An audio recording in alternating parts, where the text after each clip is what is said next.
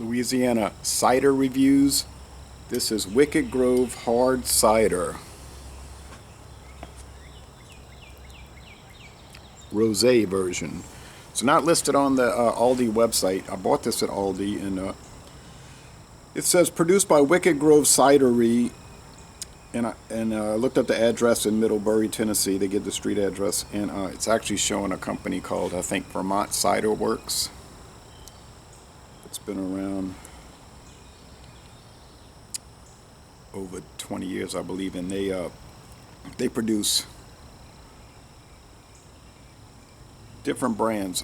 What's the Woodchuck, and two other brands that they listed on the website. So it's a contract for Aldi. Hard cider in the ingredients: hard cider, which is apple juice fermented, natural flavors, the rosé, whatever that is going to be, sulfites to preserve freshness, and it's lightly carbonated. That's an ingredient. Lightly carbonated. Okay, 5% alcohol.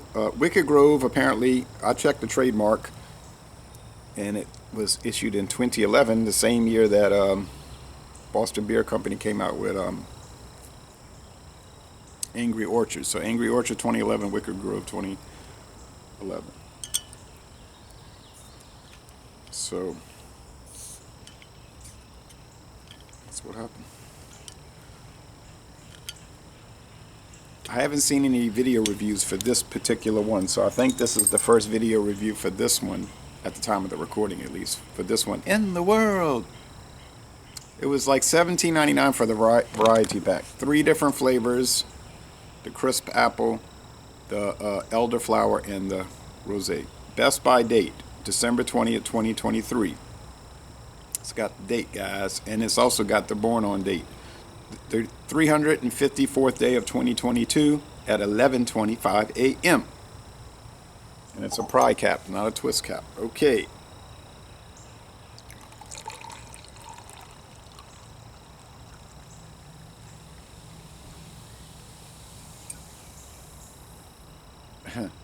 It's fizzing like a bubbly wine, and technically it is a bubbly wine. It is not wine. It is not a beer, according to the standards of the United States government.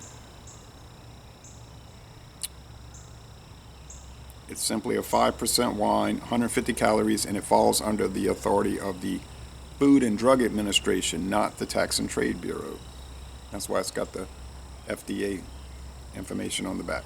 So it doesn't say anything about natural colors added. So this is the color you're getting from whatever that flavor, natural flavor is. So it's pink. Let's see if I can determine. I've never had this before. See if I can determine the aroma. It does smell like apple juice.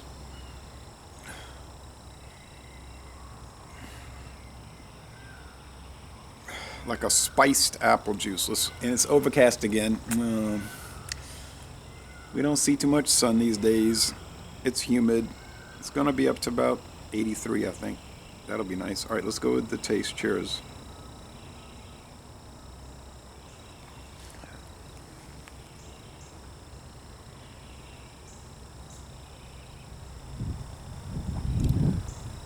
Prickly carbonation, but like they say, it's light.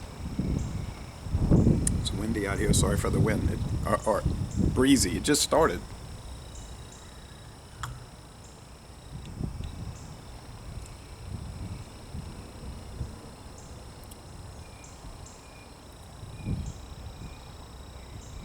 Semi-sweet, a little tart, no bitterness whatsoever.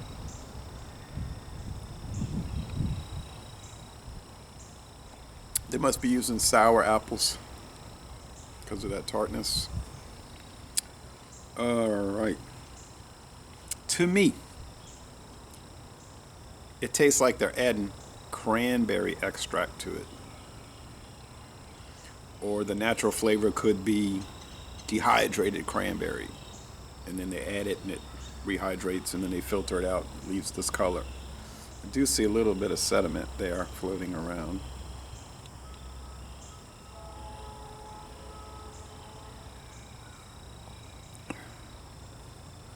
But then it also kind of has a white Zinfandel type flavor. I think they would have to indicate if they're putting white Zinfandel wine in it.